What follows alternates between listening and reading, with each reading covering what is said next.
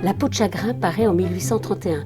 C'est après La physiologie du mariage, un deuxième énorme succès pour Honoré de Balzac. De l'histoire de cette peau ensorcelée qui est réduite à vue d'œil et de souhait, l'écrivain veut une édition illustrée qu'il superviserait de A à Z. Il faut dire que de 1826 à 1828, Balzac avait joué à l'imprimeur. Si, comme presque tout ce qu'il avait entrepris hormis l'écriture, ce fut un fiasco, il en garda néanmoins une vraie sensibilité du livre.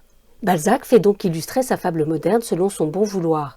On sait que l'écrivain donna des indications précises sur les images souhaitées et leur emplacement. Ces vignettes ne sont pas qu'ornements, elles trahissent Balzac derrière Honoré et rappellent d'abord combien l'auteur est attaché à l'intrigue. Piquons au hasard cette tête à claque de Fédora, observée de derrière les rideaux par le héros, alors qu'elle se retrouve seule après la surboum qu'elle vient de donner.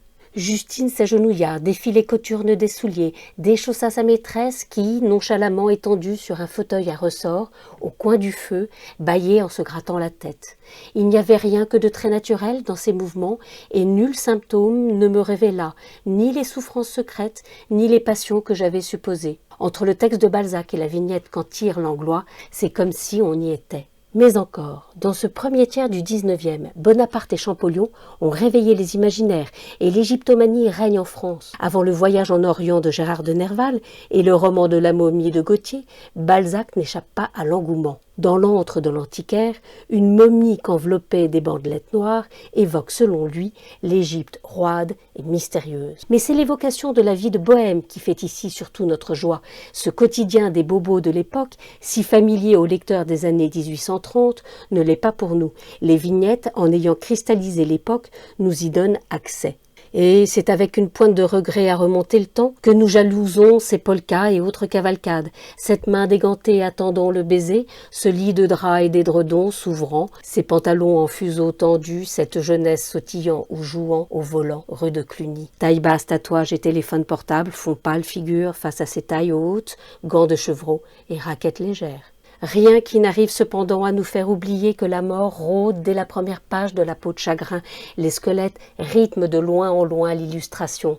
Le premier apparaît sur la page de titre, se fichant du lecteur tout occupé qu'il est à tirer un homme vers lui. Sa présence, subtilité bibliophilique, indique que nous sommes en présence du tout premier tirage de cette édition illustrée. Un autre chevauche un cheval au galop. L'image est encore aujourd'hui saisissante, si plaisante qu'elle a été reprise avec succès dans Game of Thrones où des White Walkers mènent impassiblement leurs chevaux décharnés. La faucheuse folâtre, mais n'oublie pas ses devoirs et on la retrouve ça et là et surtout par derrière, en train de faire des pieds de nez au futur trépassé.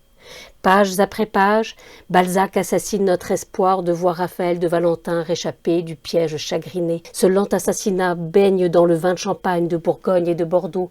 On n'en finit pas de se pochetronner. On trinque, on titube, on valse, on renverse les fauteuils, on rampe par terre.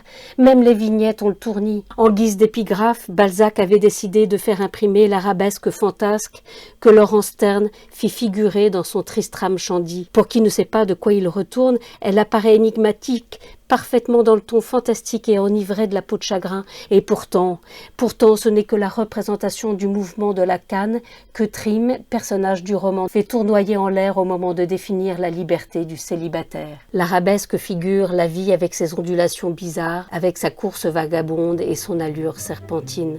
Or, c'est bien de cela que l'on cause, de la bizarrerie de l'existence, des rencontres qui nous détournent du chemin originel, du temps qui passe en susurrant.